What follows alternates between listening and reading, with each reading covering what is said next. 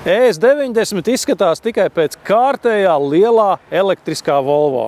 Un tomēr šī ir īpaša automašīna, ne jau velti. Daži teica, ka tas esot ne tikai labākais elektromobils, kādu Volvo jebkad radījis, bet vislabākais Volvo vispār. ES90 dizainā šķietami nav nekā unikāla. Tora lampas, polestāra spoguļi un lidara plafons uz jumta. Tāpat kā radniecīgajam Volvo EX90. Bet, ticiet vai nē, ES90 ir 5 metrus garš, un tā neparastās proporcijas rada asociācijas ar Rolls-Royce grandiozajām kupējām. Tā kā ārā ir ziema, protams, gribētos, ka Volvo ES90 ir ar visu riteņu piedziņu. Un twinmotoru versijā tā automašīna tāda arī būtu. Bet jāņem vērā, ka tad jauda sasniegt gandrīz 700 zirgspēkus. Nezinu, vai tas vispār ir nepieciešams. Nu, un arī cena, protams, būtu daudz augstāka nekā šim ES90. Vienmotoru versijā ES90 ir klasiskā piedziņa un 333 zirgspēki. Ieskrējiens līdz 100 aizņem 6,6 sekundes, bet cena pilnā komplektācijā ir gandrīz 90 000 eiro. Klīrens ir kaut kur pa vidu starp parastu vieglu automašīnu un normālu SUV jeb crossoveru. Un tāpēc daži joka pēc jauno ES90 to ir iesaukuši par, tā man jāatcerās, sedanoveru. Mums ir jauna automašīna klase. Druski jāpakāpjās. Īsā aizmugure tomēr slēp samērā prāvu bagāžnieku. Bagāžnieks ir mazāks nekā elektriskajam EX90, un tas ir iekārtots tipiskā lielo sportbeku stilā. Tātad salīdzinoši liela grīdas platība, neliels augstums.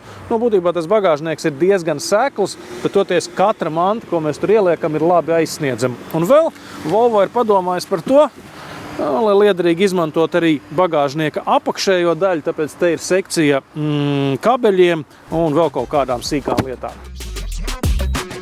Vietas aizmugurē gan ir daudz, bet paskatieties, cik augstu atrodas grīda, vai drīzāk cik zem ir sēdeklis, līdz ar to, paskatieties, man ceļgali ir gandrīz priekšējā sadzveltnes augstumā. Vadītāja sēdpozīcija ir augstāka nekā, piemēram, Volvo S90, bet paneļa arhitektūra aizgūta no EX90. Stūres rats un spoguļi jāregulē no paša stūres rata, bet durvju rokture atrodas paroceņa galā. Braucot ar elektrisko dižu Volvo, daudz kas būs jāapgūst no jauna. Ja ziemā ir nepieciešams ātri atkausēt logus, un parasti tā poga vai sekcija atrodas kaut kur šeit, vai no ekrānā vai viduskonsolē. Volvo S90 tā atrodas šeit augšā. Runājot par aizmugurējo stiklu, man šķiet, ka šai automašīnai tikpat labi tāds varētu arī nebūt, tāpēc, ka tas gabaliņš, caur kuru var redzēt, ir tikpat šaurs vai tikpat zems, kā, piemēram, Range Rover Evo, kur tas lodzīšs, man liekas, ir šitik augsts. Un brīžiem, paskatoties spoguli, ir tāda sajūta, kā es brauktu ar superkāru. Tā, ka tur aizmugurē ir motors, un virs viņa tad ir apmēram tas stikla kupols, bet būtībā šeit uz aizmuguri īsti nav jēgas skatīties. Varbūt tāpēc Volvo ir 4 atpakaļskata spoguļi, 2 īstie un 2 virtuālie. Un kaut ko tādu gan es vēl nebiju redzējis.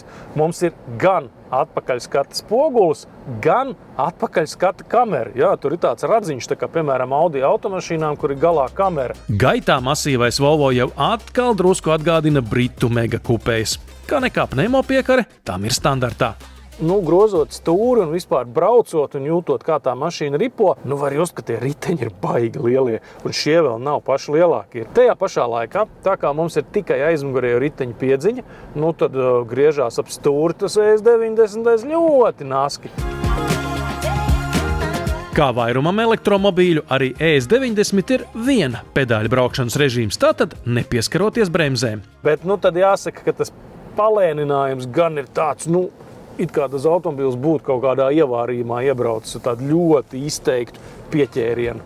800 voltu platforma sola ātru uzlādi un lielu sniedzamību. Spalgā salā tā gan sarūk. Sniedzamība ziemā ar šo bateriju varbūt nav pat lielākā. 87% mums ir palikuši un rāda, ka varam nobraukt 340 km. Priecē, ka galvenās funkcijas ir viegli atrodamas centrālajā ekrānā. Tā elegantākā sadaļa Bowers & Wilkins jaunākās paudzes audio sistēmas iestatījumi pilnībā pieejami tikai apstājoties. Šajā gadījumā jaunums ir Abbey Road, slavenās ierakstu studijas režīms, kurš parādās šeit arī ekrānā, un kuram, protams, ir daudz un dažādi tie regulējumi, piemēram, intīms, atvērts, plašs, un ir arī producenta režīms. Tas nozīmē, ka jūs varat iejusties skaņu režisoru lomā un saregulēt savu skaņu paši. Un, ja jūs gadījumā esat to aizmirsuši, jo es nespēju pieņemt, ka jūs to nezināt, Abbey Road ir tā studija, kurā kādreiz ierakstījās Beatli. Protams, ja jūs vispār lūkojaties pēc liela un elektriska Volvo, tad racionālāk izvēle par šo automašīnu būtu, piemēram, Volvo EX90 vai, ja budžets nav tik plašs, tad EX60. Un tomēr EX90 ir tik izskatīgs un tik interesanti un komfortabli brauc, ka man tiešām jāatzīst, ka tas ir foršākais Volvo, ar kādu man ir gadījies braukt daudzu pēdējo gadu laikā.